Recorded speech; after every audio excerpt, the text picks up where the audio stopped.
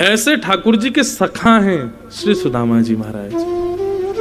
सुदामा जी महाराज वर्षों तक द्वारिकाधीश से नहीं मिले, लेकिन सुदामा जी नित्य ठाकुर जी का स्मरण करते हैं। वाने खायो तो होगो, वाने पी लियो होगो, अभी तो द्वारिकाधीश सो रहे होगो। वर्षों से नहीं मिले हैं सुदामा जी, लेकिन रोज चिंतन होता है। संध्या का समय होता है तो सुदामा जी बैठे बैठे चिंतन करते हैं, अभी लाला बैठ गए होगो, लाला के ब्याह गए होंगे तो बालकन के संग खेल ले होगो, अभी लाला ने प्रसाद पा लिया होगो, अब तो लाला सो गए होगो, लाला को कोई कष्ट तो नहीं है रो। बारिश हो जाती है तो खुद के घर में पानी भर जाता है, पर सुदामा जी मन में विचार करते हैं कहीं लाला द्वारिका में ऐसे ही ना घूम रहे हो बिना छतरी के, कहीं सर्दी है कि जुकाम है जाएगा, खुद के घर में जल भर गया है, लेकिन 24 घंटे चिंतन ठाकुर जी का करते हैं। ऐसे सुदामा जी महाराज बड़े दीन हैं, घर में धन नहीं है, इतने छिद्र हो गए छत पर कि वर्षा होती है तो कमर कमर तक जल भर जाता है घर में। भोजन करने के लिए अन्न नहीं है, सामग्री नहीं है घर में, लेकिन फिर भी कभी द्वारिकाधीश से मिलने के लिए इसलिए नहीं जाते कि मेरी दरिद्रता देख करके, मेरी दीनहीनता देख करके, मेरी श्रीहीनता देख करके द्वारिकाधीश को ना लगे कुछ मांगने आया, इसको कुछ दे दो, इसलिए नहीं जाते कभी। और सुदामा जी कभी अपनी पत्नी को भी नहीं बताते कि द्वारिकाधीश मेरे मित्र हैं, मेरे सखा हैं। प्रेम को बंधुओं जितना गोपनीय रखोगे प्रेम उतना बढ़ेगा। सुदामा जी अप्रकट भक्ति के आचार्य हैं, कभी नहीं बताते। एक दिन भगवान ने अनुग्रह किया, एक दीनहीन से ब्राह्मण के रूप में सुदामा जी के घर पहुंच गए, और सुदामा जी की पत्नी सुशीला ने जैसी देखा ब्राह्मण आए हैं द्वार पर, सुशीला बोली, भगवान हमारे घर में देने को कुछ नहीं है, आप कहीं और चले जाओ। भगवान बोले, क्यों? हमको आपसे भिक्षा चाहिए। ब्राह्मण बन के आए ठाकुर जी, मेरे घर में सोवर है, मैंने एक संतान को जन्म दिया है, अभी हमारा घर पवित्र नहीं है, आप अभी हमारे यहाँ की सामग्री नहीं ले पाओगे। ठाकुर जी बोले, इनके तो कोई संतान अभी हुई नहीं, ये ऐसे क्यों बोल रही हैं? ब्राह्मण बन के आए तो भगवान बोले, अच्छा तो 3-4 दिन बाद सोवर उठ जाएगा तब आ जाऊं? सुदामा जी की पत्नी बोली, नहीं, हमने दरिद्र पुत्र को जन्म दिया है, उसका सोवर जीवन पर्यंत रहेगा। दरिद्र पुत्र को जन्म दिया है मैंने, मतलब कह रही है कि पुत्र को जन्म, वो कहना ऐसा चाहती है कि हमारे घर में दरिद्रता है, श्रीहीनता है, देने के लिए कुछ नहीं, और ये जीवन पर्यंत रहेगा, इसलिए आप कभी मत आना मांगना। तब भगवान जो ब्राह्मण के रूप में गए थे उन्होंने कहा, अरे सुशीला, तुम बड़ी भोली हो, तुमको नहीं पता द्वारिकाधीश को जानती हो? सुशीला बोली, उनको कौन नहीं जानता, पूरे विश्व के राजा भगवान है साक्षात। बोले, वो तुम्हारे सुदामा जी के घनिष्ठ मित्र हैं, घनिष्ठ सखा हैं, इतने घनिष्ठ सखा हैं और तुमको विश्वास नहीं होता तो अपने पति के सामने जाकर के केवल द्वारिकाधीश का नाम ले देना, देख लेना, उनके चेहरे का हाव भाव ही बता देगा, उन्होंने तुमसे छुपाया है आज तक। द्वारिकाधीश उनके सखा हैं, कभी अपने पति को भेजो द्वारिकाधीश के पास, द्वारिकाधीश कृपा करेंगे, पूरे विश्व पर कृपा करते, तुम्हारे घर पर नहीं करेंगे। ये योजना भगवान ने बनाई थी, सुशीला के मन में कोई बात थोड़ी थी, भगवान ही ब्राह्मण के रूप में आए और आकर के सुशीला को ये बात बता के गए। सुशीला बोली, अच्छा। ब्राह्मण तो चले गए, सुशीला अंदर बैठी थी, सुदामा जी महाराज नाम जप कर रहे थे। सुशीला ने कहा, सुनिए पतिदेव, एक जरूरी बात करनी। सुदामा जी इशारा करने लगे, भी नाम जप चल रहा, थोड़ी देर रुक जा। बोले, आप थोड़ी देर बाद नाम जप कर लेना, मेरी बात सुन लीजिए। सुदामा जी नाम जप करने लगे। अचानक सुशीला ने कहा, मुझे आपके और द्वारिकाधीश के सख्य के बारे में पता चल गया है। ये बात कहते ही सुदामा जी के हाथ से माला अपने आप छूट गई, नेत्रों से आंसू गिर गए। ब्राह्मण ने कहा था कि सुदामा जी का मुख ही बता देगा कि उन्होंने ये बात छुपाई है आपसे। सुशीला ने जब नेत्रों में अश्रु देखे और सुदामा जी की स्थिति देखी, वो समझ गई कि ब्राह्मण सत्य कह के गया। भगवान, आप क्यों ऐसा कर रहे हैं? द्वारिकाधीश आपके सखा हैं, वो पूरे विश्व का भरण पोषण करते हैं, आपने कभी मुझे नहीं बताया, कभी उनके पास नहीं गए, आज तक मुझे लेकर के नहीं गए, क्यों? आपको अच्छा लगता है बच्चे भूखे सोते हैं, हमारे घर में 4-4 दिन तक भोजन नहीं बनता। सब पर कृपा करने वाले द्वारिकाधीश आपके सखा हैं, आप इस बात को छुपाए बैठे। सुदामा जी महाराज बोले, देवी बस इसी भय से मैं कभी नहीं बताता था, क्योंकि अगर मैंने कभी बताया तो तुम यही सब बोलोगी कि उनके पास चलो, उनसे मांग के आएंगे, वो थोड़ी कृपा करेंगे, हमारा घर संवर जाएगा, बच्चों को भोजन मिल जाएगा, घर में सामग्री आ जाएगी। ये सख्यता का उपहार मांगने जाऊं मैं कृष्ण से कि मेरे घर की सारे आर्तों को दूर कर दो? मैं काय बात का सखा फिर? मैं इसी भय से तुमको नहीं बताता था, क्योंकि तुम मांगने को ही कहोगी। और मेरा सख्य ऐसा नहीं कि मैं कृष्ण को ये कहने जाऊं कि मेरे घर में ये भरण पोषण कर दो या ये कर दो, और मैं कुछ ना भी कहूंगा, वो अंतर्यामी है, देख करके समझ जाएगा, फिर दे देगा, तो मुझे ऐसा लगेगा कि मैंने अपनी सख्यता को निभाया नहीं। कष्ट पड़ने पर, विपत्ति पड़ने पर मैंने उनको याद किया। मैं विपत्ति सह लूंगा, कष्ट सह लूंगा, लेकिन मेरी दरिद्रता को वो पूर्ण करे, आकर के मेरे आर्तों को पूर्ण करे, इसलिए मैं उनके पास नहीं जाऊंगा। और इसलिए मैं किसी को बताऊंगा भी नहीं कि वो मेरे सखा हैं। मुझे इतनी कामना नहीं है उनसे। ये सुदामा जी का प्रेम है।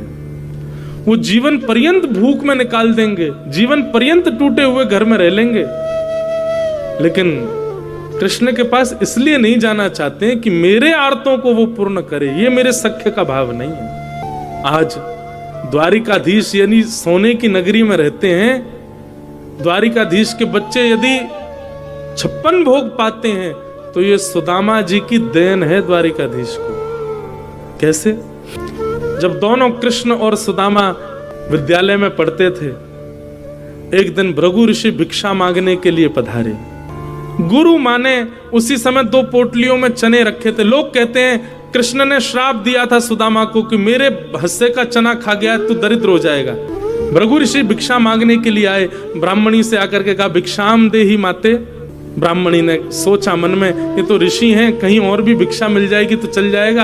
अब विद्यालय में इतनी सामग्री नहीं है, 2 पोटलियां चने की हैं, वो भी कृष्ण सुदामा के लिए, वो भी इनको दे दूंगी तो बच्चे बेचारे वन में क्या खाएंगे? पुष्प तोड़ने के लिए वन में जा रहे हैं। और गुरु माँ ने निवेदन कर दिया, भगवान आप फिर कभी आ जाना, अभी तो हमारे पास देने को कुछ नहीं है। भृगु ऋषि थोड़ी दूर गए, जाकर के नेत्र बंद करके देखा, इतने बड़े गुरुकुल में हमको देने के लिए भिक्षा नहीं है।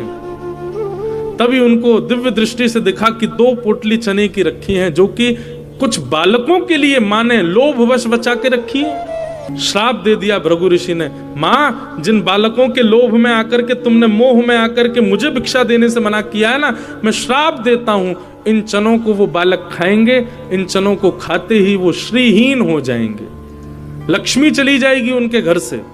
सुदामा जी वहीं एक वृक्ष के नीचे बैठ करके तुलसी तोड़ रहे थे, और सुदामा जी ने ये श्राप सुन लिया कि भृगु ऋषि ने श्राप दिया है, उन चनों को जो पाएगा वो श्रीहीन हो जाएगा। दौड़ करके आए, देखा कि कहां है चने, किसके लिए चने। तभी जैसे ही सुदामा जी आए दौड़ते हुए, हाँफते हुए, तुरंत माँ ने आकर के, सुदामा मैं तुझे ही ढूंढ रही थी, ये ले, ये चने की पोटली है, ये एक तेरी एक कन्हैया की है, और उसको खिला देना। मैंने उसको भी बता दिया है, तुम दोनों वन में जा रहे हो लकड़ी तोड़ने के लिए, आदि सब सामग्री लेने, प्रेम से पा लेना। इतने में ठाकुर जी भी आ गए, हाँ सुदामा जी आप धल ले हो, प्रेम से पाएंगे वन में। अब सुदामा जी कुछ कहते तो मन में विचार करते, यदि मैंने बता दिया तो ये पोटलियां फिकवा दी जाएंगी तो अंकुरित हो जाएंगे, अंकुरित होकर कोई और खाएगा, वो श्रीहीन हो जाएगा। और कृष्ण के पक्ष के भी चने इसमें हैं। सुदामा जी ने मन में विचार किया, आज अपने सखा को सख्यता का उपहार देने का दिन आया है। और वन में जैसे सुदामा जी और कृष्ण गए, एक ऊंचे वृक्ष की डाल देख करके सुदामा जी समझ गए, बोले कन्हैया वृक्ष में चढ़ने में बड़ा ढीला है, देरी से चढ़ पाता है। सुदामा जी बड़े निपुण हैं। एक ऊंचे वृक्ष को देख करके सुदामा जी दौड़ करके उसके ऊपर चढ़ गए, जाकर के डाल पर बैठ गए। ठाकुर जी धीरे धीरे चढ़ रहे थे नीचे से, इतने में सुदामा जी ने पोटलियां खोली और लेकर के चने भरने लगे मुख के अंदर। ठाकुर जी ने चढ़ते चढ़ते देखा, ए सुदामा अकेलो खा रहा हो, एक पोटली मेरी है, वो धर लियो बचा के, मैं आ रहा हूं ऊपर, बहुत तेज भूख लगी है, मैं भी पाऊंगा। सुदामा जी मन में विचार करने लगे, लाला तू सदा प्रसन्न रहे, लक्ष्मी में खेले, लक्ष्मी तेरी पत्नी बने, तू सदा, तेरे जीवन में कोई कष्ट संकट नहीं आवे, मेरे बट की भी लक्ष्मी तेरे पास आ जाए, ऐसो मेरो उपहार है तुमको। और ठाकुर जी के पक्ष के चने भी ठाकुर जी देखते रह गए, सुदामा जी सब पा गए। भगवान भले ही नाराज हुए, भगवान भले ही सुदामा जी से रूठ गए, भगवान ने भले ही कुछ अपशब्द कहे, पर सुदामा जी ने ठाकुर जी को गले से लगा लिया। बोले लाला तू बस सदा खुश रही हो, तू सदा प्रसन्न रही हो, तेरे जीवन में कोई कष्ट नहीं आवे, बस ये मेरी मंत्रणा है। बोले काय बात की मंत्रणा तेरी, तू मेरे पक्ष के चना खा गए हो और यूं कह रहे हो कि मैं सुखी रहूं। सुदामा जी रोने लगे, कैसे बताऊं श्याम सुंदर। कुछ दिनों के बाद विद्यालय छूट गया और ठाकुर जी मथुरा चले गए, सुदामा जी वापस अपने स्थान को चले गए। धीरे धीरे धीरे सुदामा जी के घर की सब श्री चली गई, श्रीहीन हो गए। सब दुखी होते हैं पर सुदामा जी दुखी नहीं होते। क्यों? क्योंकि सुदामा जी को पता है मेरी जितनी श्री है वो सब जा कहां रही है, वो ठाकुर जी के पास जा रही है, ये मैंने उपहार दिया है। आज पत्नी ने सौगंध दे दी, बोले तुमको जाना पड़ेगा द्वारिकाधीश के पास, जाओ, मेरी सौगंध है तुम्हें।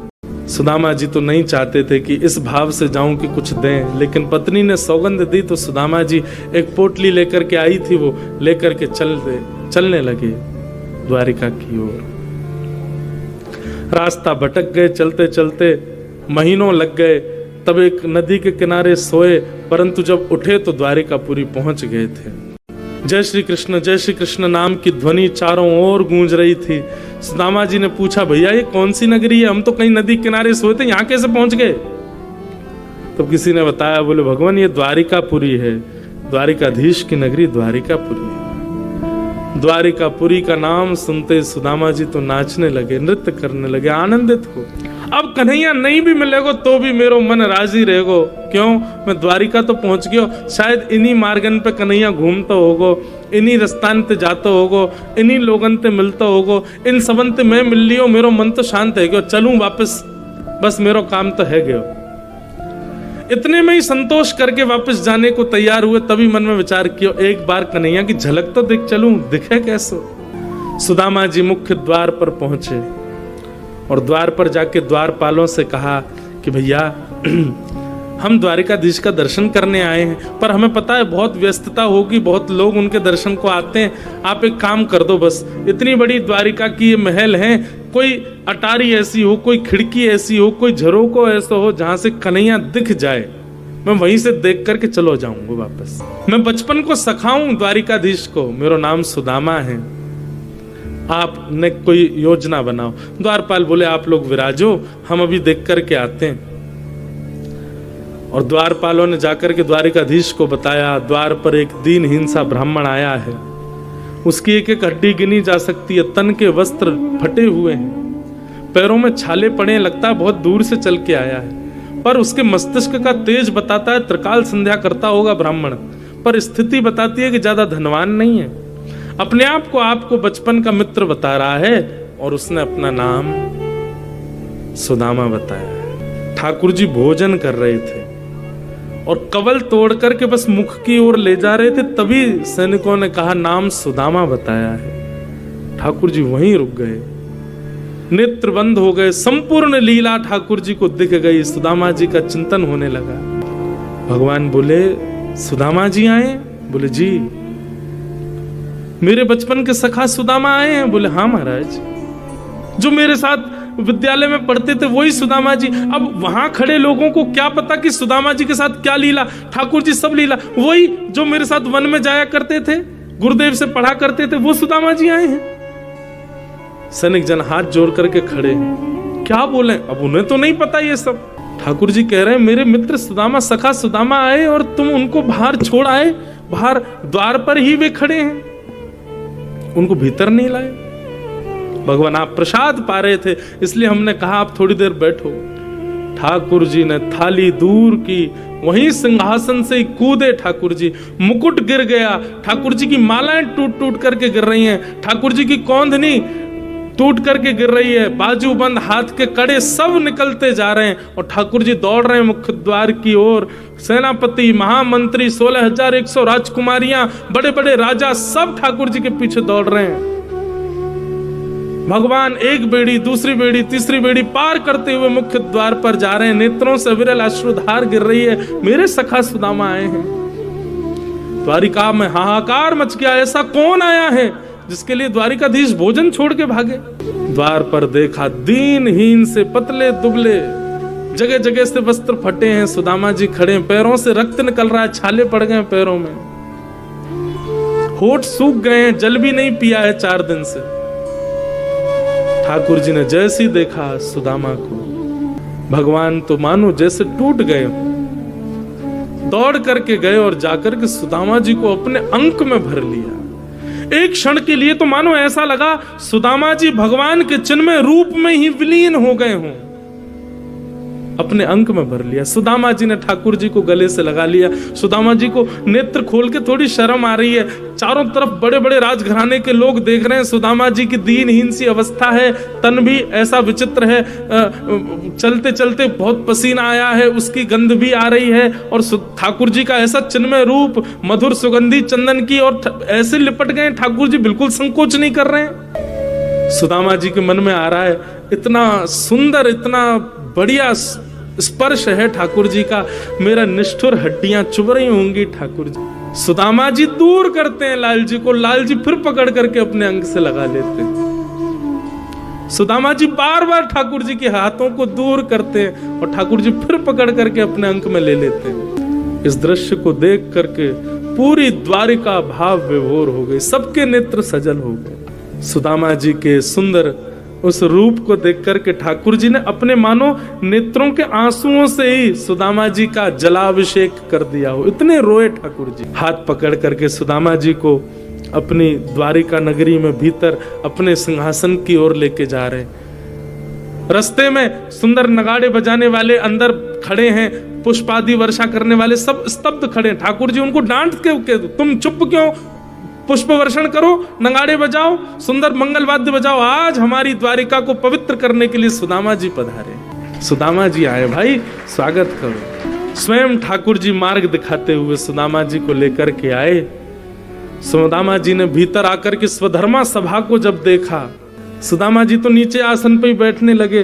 ठाकुर जी ने लेकर के गए और द्वारिका के सिंहासन पर उनको बिठाए। सुदामा जी बोले, लाला मैं इतना योग्य नहीं हूं, ये सबको अधिकारी नहीं हूं भैया, ये सब सम्मान मेरे लिए नहीं है, ये सब काय को कर रहे है। ठाकुर जी बोले, कौन किसके योग्य है मैं बहुत अच्छे से जानता हूं सुदामा जी, मुझे बताइए मत, बैठो। लक्ष्मी, रुक्मणी जी को आज्ञा की जाइए, पात्र लेकर के आओ, जल लेके आओ, चरण धोने। सुदामा जी बोले, लाला तेरे हाथ जोड़ूं, चरण मत धो। बोले, नहीं नहीं चुपचाप बैठे रहो, और ज्यादा बोलोगे तो मुंह पे अभी पट्टा बांध दूंगा आपके, चुपचाप बैठे रहो, जो कर रहा हूं करने दो, बहुत दिन बाद हाथ पड़े हो मेरे। और सुदामा जी के चरणों को जैसे ही ठाकुर जी ने उठाया पात्र में रखने के लिए, भगवान ने चरण देखे, पूरे चरण छिले हुए हैं, कांटे लगे हुए हैं, घाव हो गए चरणों में। इतने भाव विभोर हो गए ठाकुर जी चरण देख करके, आंखों के अश्रुओं को रोक नहीं पाए, और वही अश्रु बिंद सुदामा जी के चरणों में गिरने लगे। जैसे जैसे ठाकुर जी के बिंदु गिरे, वहां वहां से सुदामा जी के सुंदर घाव ठीक होते जाएं। देख सुदामा की दीन दशा, करुणा करके करुणा निधि रोए, पानी परातु को हाथ छुयो नहीं, नैनन के जल सो पग धोए।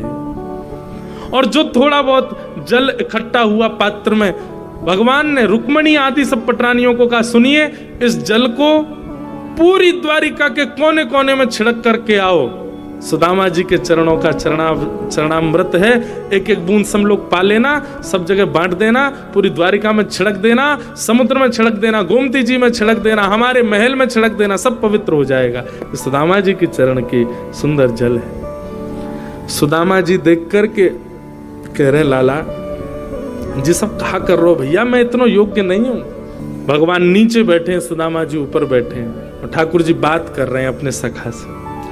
सुदामा जी आपको ब्याह है गयो? हाँ लाला ब्याह है गयो। और हमारे भतीजे? बोले हाँ 2 बालक हैं।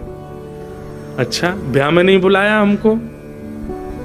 लाला कर्जा लेके ब्याह कियो और ब्याह में भी इतनी सामग्री बनी कि सब खा गए दुल्हा दुल्हन, फिर भी 3 दिन भूखे ही रहे, हमारे पास भोजन नहीं बचो। और वहां को कर्जा भी आज तक नहीं चुका पाए, ब्याह को भी कर्जा चल रहा है।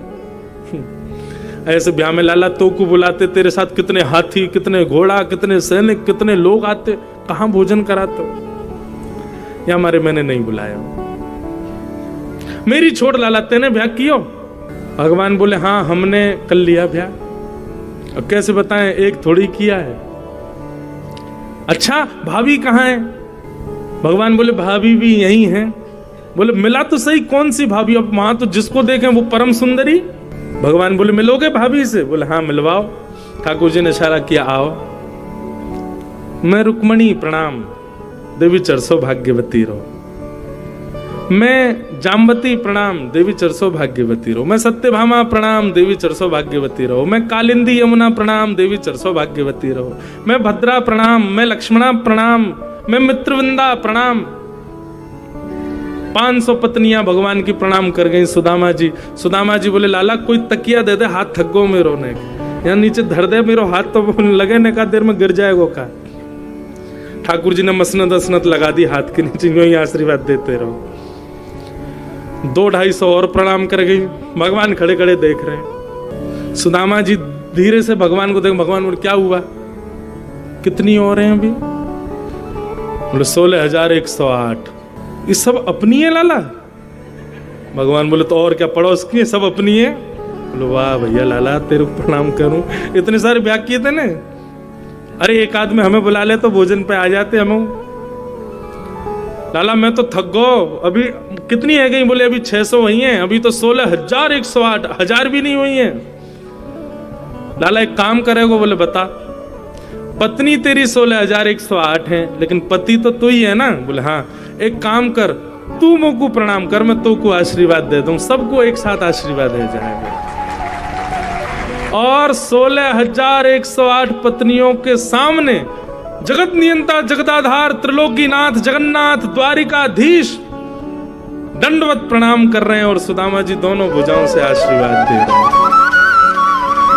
सबके नेत्र सजल हो गए ये दृश्य देख करके। सुदामा जी ने हृदय से लगा लिया ठाकुर जी, भाभी ने मेरे लिए क्या भेजा सुदामा जी। ठाकुर जी अब सुदामा जी पोटली छुपाने लगे, बोले कि अब ये सब बड़ी बड़ी राजघराने की सब कन्या, इनके सामने फटी हुई पोटली क्या दिखाऊं।